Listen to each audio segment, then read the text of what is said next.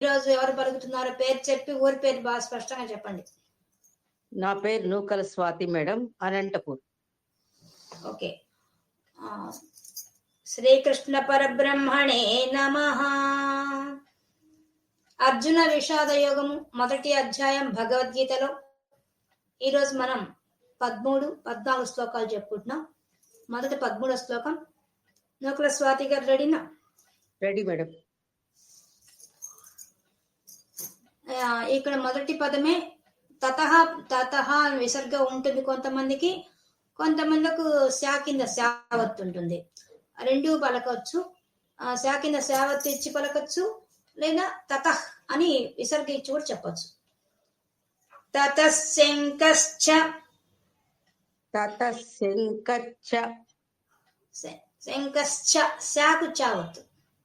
శంకశ్చ భేర్యశ్చ దేవ్యశ్చ భేర్యశ్చ భేర్యశ్చ పణవానక పణవానక గోముఖాః గోముఖాః సహసైవభ్య సహసైవభ్య హన్యంత హన్యంత సశబ్ద సశబ్ద స్తుములోభవత్. తుములోభవత్.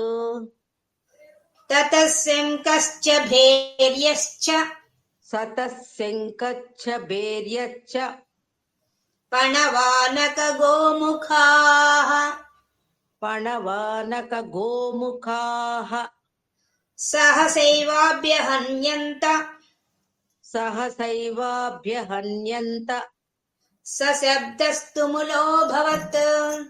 సశబ్దస్తుములోభవత్. తతఃశంఖశ్చ భేర్యశ్చ తతఃశంకశ్చ భేర్యశ్చ పణవానక గోముఖాః పణవానక గోముఖాః సహసైవాభ్యహన్యంత సహసైవాభ్యహన్యంత సశబ్దస్తుములోభవత్. సశబ్దస్తుములోభవత్. తతఃశంఖశ్చ భేర్యశ్చ తతఃశంకశ్చ భేర్యశ్చ పణవానక గోముఖాః పణవానక గోముఖాః సహసైవాభ్యహన్యంత సహసైవాభ్యహన్యంత సశబ్దస్తుములోభవత్. సశబ్దస్తుములోభవత్. అనంతపురం అరుణ గారు వచ్చారా? వచ్చాను మేడం. నన్నేనా? మిమ్మల్ని. నూకల స్వాతి గారు మీరు మ్యూట్ చేసుకోండి. అరుణ గారు మీరు పలకండి. ఒక్కసారి మేడం. నేను చెప్తాను, పలకండి. అలాగే. తతఃశంఖాశ్చ భేర్యశ్చ తతఃశంకాశ్చ భేర్యశ్చ పణవానక గోముఖాః పణవానక గోముఖాః సహసైవాభ్యహన్యంత సహసైవాభ్యహన్యంత సశబ్దస్తుములోభవత్. సశబ్దస్తుములోభవత్.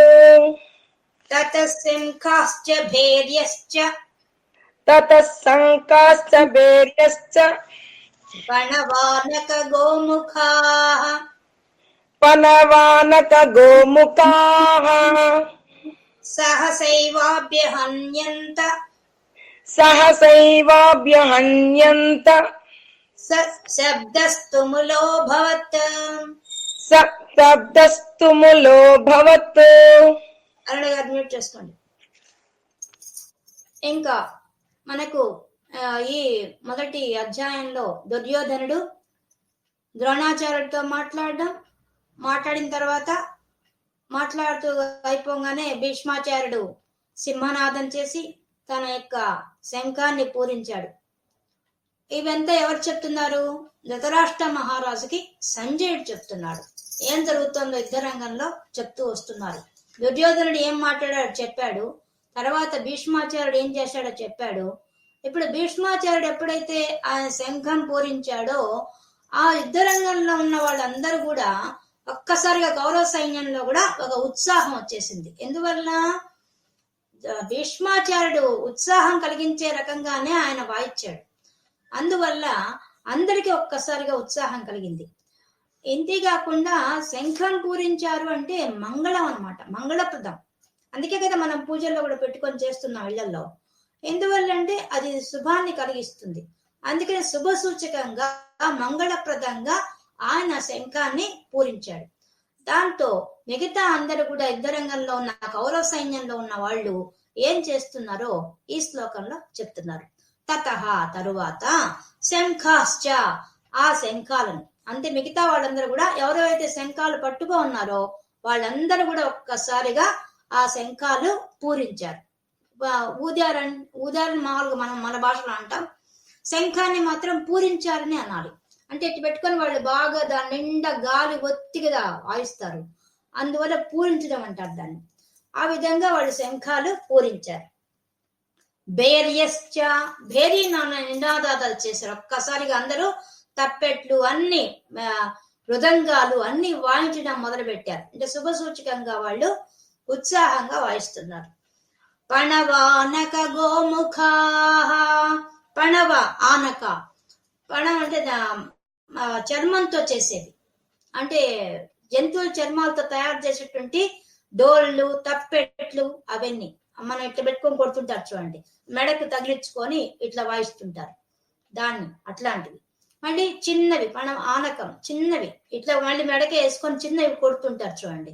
ఇప్పటికి కూడా మనకు బయట గంగిరెద్దులు వాళ్ళు ఏదన్నా గారడి విద్యలు చేసే వాళ్ళు వాయిస్తూ ఉంటారు అట్లాంటివి. గోముఖాహ, గోముఖ అంటే బాగా బూరెలు పెద్దగా పెట్టి వాయిస్తారు, పైకెత్తి వాయిస్తారు, నోటితో వాయిస్తారు చూడండి, అవి ఆ గోముఖాహ. మొదలైన అన్ని వాయిద్యాలని అందరూ వాయించడం మొదలు పెట్టేశారు.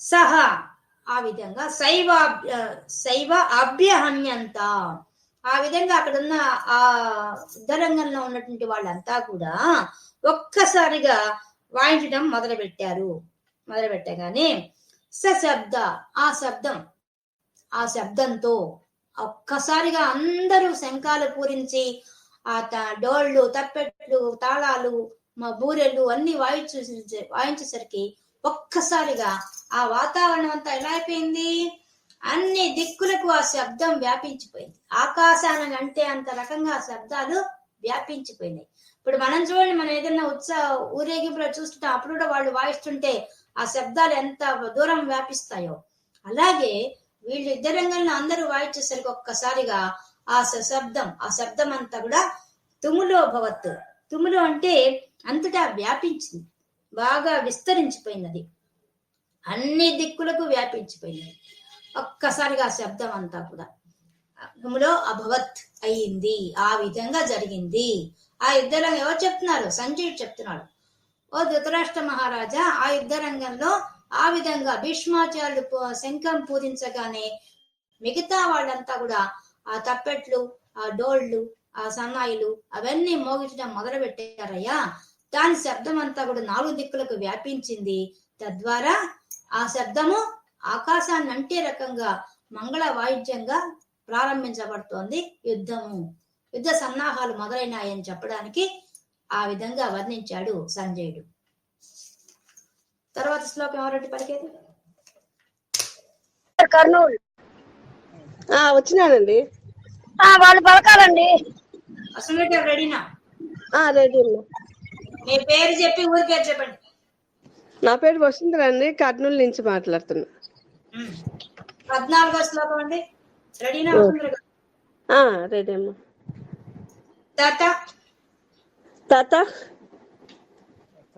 లేదు తత మీకు విసర్గ ఉందా? ఉందండి. ఓకే, అట్టేసారు. తత శ్వేతైర్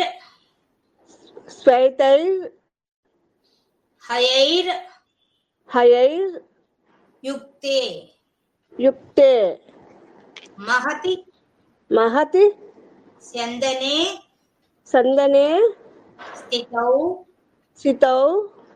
మాధవః మాధవః పాండవాశ్చైవ పాండవాశ్చైవ దివ్యౌ దివ్యౌ శంఖౌ శంఖౌ ప్రదద్దు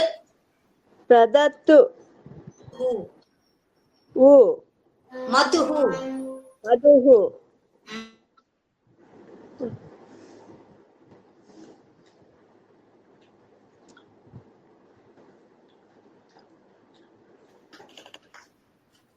తతః తతః శ్వేతైర్ శ్వేతైర్ హయైర్ హయైర్ యుక్తే యుక్తే మహతి మహతి స్యందనే చందనే స్థితౌ స్థితౌ మాధవః మాధవః పాండవాశ్చైవ పాండవాశ్చైవ దివ్యౌ దివ్యౌ శంఖౌ శంఖౌ ప్రదద్దు ప్రదత్తు నో వినండి బాగా ప్రదద్దు మతుః మధుః మతుః మతుః ఎస్ పదాలు అలా విడగొట్టి రాసుకోండి. ఇప్పుడు నేను చెప్పినట్టు రాసుకోవాలి మీరు. తతః శ్వేతైర్ హయైర్ యుక్తే మహతి చందనే స్థితౌ పాండవః మాధవః పాండవాశ్చైవ దివ్యౌ శంఖౌ మతుః ప్రదత్తు మధుః మతుః మతుః మతుః ఓకేనా? పలుకుతారు రెడీనా? తతశ్వేతైర్హయైర్యుక్తే తతశ్వేతైర్యుక్తే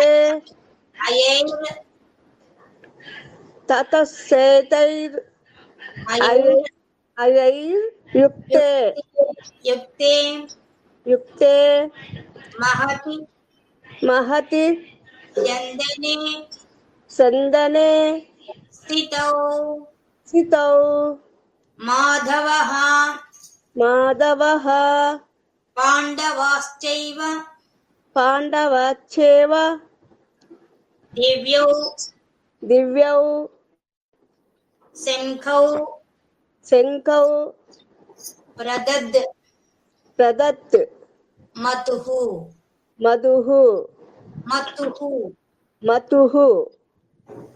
ఓకే. వసుంధర గారు మ్యూట్ చేసుకోండి. శ్రావణి గారి తర్వాత వాళ్ళ పేరేంది? నేను madam Vasundhara Bengaluru madam. Next పేరు వసుంధర గారు పలకండి. పేరు ఊరి పెద్దగా చెప్పండి. వసుంధర బెంగళూరు మేడం. గాలి పలకండి. ఇప్పటిదాకా పదాలు విడగొట్టా కాబట్టి మీకు డైరెక్ట్ గా చెప్పేస్తాం, పలికేంటి. Okay madam. తతశ్వేతైర్హయైర్యుక్తే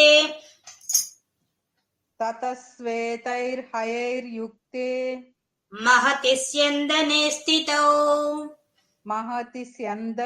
స్థితౌ మాధవః పాండవశ్చైవ దివ్యౌ శంఖౌ ప్రదద్మతుః తతశ్వేతైర్హయైర్యుక్తే మహతి స్యందనే స్థితౌ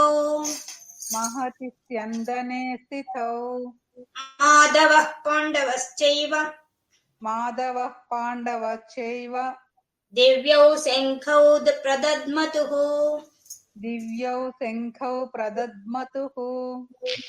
ఓకే. వసుంధర గారు మ్యూట్ చేసుకోండి. ఇంకా అక్కడ యుద్ధరంగంలో మిగతా ఇప్పుడు కౌరవులందరూ కూడా వాయిచ్చారు వాయిద్యాలు.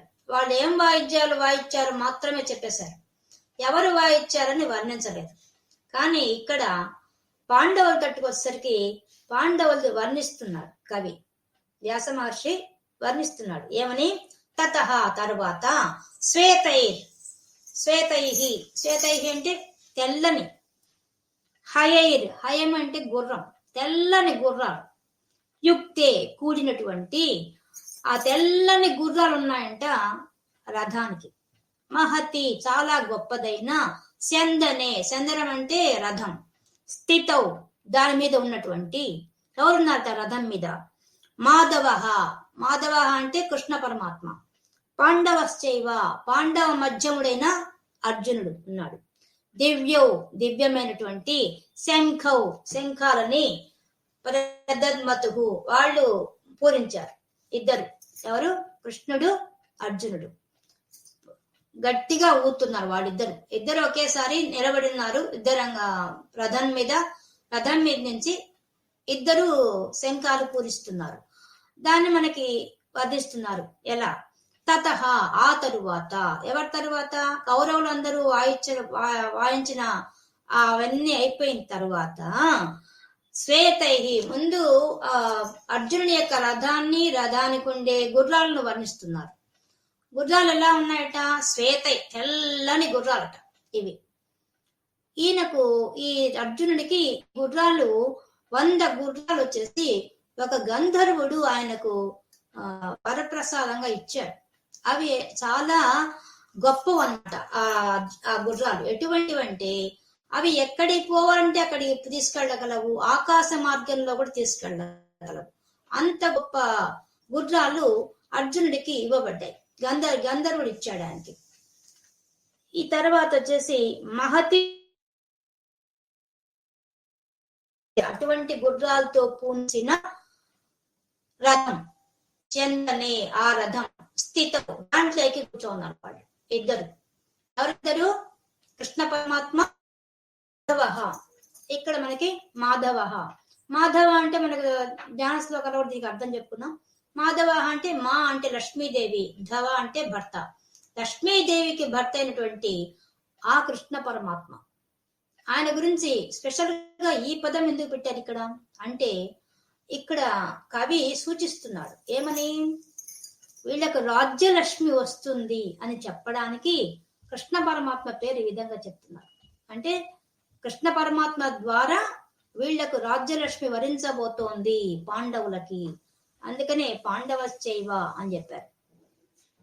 అంటే పాండవులు అంటే అర్జునుడు చెప్తున్నాడు, కానీ మామూలుగా అర్జునుడి పేరు చెప్పుంటే పోయింది. పాండవులనే సూచిస్తున్నారంటే వాళ్ళ పాండవులందరికీ కలిసి వాళ్ళకి విజయం సాధించబోతున్నారు, రాజ్యలక్ష్మి వరించబోతోంది అనే సూచన ప్రకారంగా ఆ పదాన్ని అక్కడ చెప్తున్నారు. దివ్యౌ దివ్యమైనది, ఎవరిది, వాళ్ళ దివ్యమైన వాళ్ళకి శంఖం ఉంది కాదు. ఇక్కడ మనకు దివ్యమనే పదం అన్నిటికీ వర్తిస్తుంది. అర్జునుని యొక్క రథంలో రథానికి ఉండే గుర్రాలు దివ్యమైనవి, మళ్ళీ రథము గొప్పది. రథం కూడా మనకి అగ్నిదేవుడు ఇచ్చాడు, ఎవరికి, అర్జునుడికి. కాబట్టి అది దివ్యమైందే. దాంట్లో కూర్చున్న కృష్ణ పరమాత్మ దివ్యమైన వాడే. మళ్ళీ దాని రథం మీద జెండా మీద ఉన్నటువంటి ఆంజనేయ స్వామి దివ్యమైన వాడే. మళ్ళీ రథ చక్రాలను కాపాడేటువంటి మొన్న చెప్పుకున్నాం కదా ఉత్తమోచుడు, వాళ్ళిద్దరు విక్రాంత, వాళ్ళిద్దరు కూడా రథ చక్రాలను కాపాడే వాళ్ళు దివ్యమైన వాళ్ళే, రాజకుమారులు వాళ్ళు. కాబట్టి ఇన్ని దివ్యమైన శక్తులు ఆ రథాన్ని కాపాడుతున్నాయి, ఒక్కరు కాదు. ఇంకా విజయం రాకేమొస్తుంది. కాబట్టి ఇంత గొప్పగా రథాన్ని చూపించడమే దివ్యమైంది. అంటే ఆ గొప్పతనం ఎక్కడున్నది, వాళ్ళు పూరించే శంఖంలోనే కాదు, మొత్తము వాళ్ళు నేర్చున్న ఆ ప్రదేశము, ఆ వాళ్ళు ఎక్కిన రథము, ఆ రథం మీద ఉన్నటువంటి అన్ని కూడా అంత గొప్పగా ఉన్నాయని చెప్పడానికి చెప్తున్నాడు. కవి మనకు సూచన చేస్తున్నాడు ఎంత గొప్పది ఆ రథం. రథమే పవిత్రమైంది, దానికి పూంచిన గుర్రాలు పవిత్రమైనవే. ఆ రథంలో కూర్చున్నటువంటి కృష్ణ పరమాత్మ అంతకన్నా దివ్యమైన వాడు, అర్జునుడు దివ్యమైన వాడే.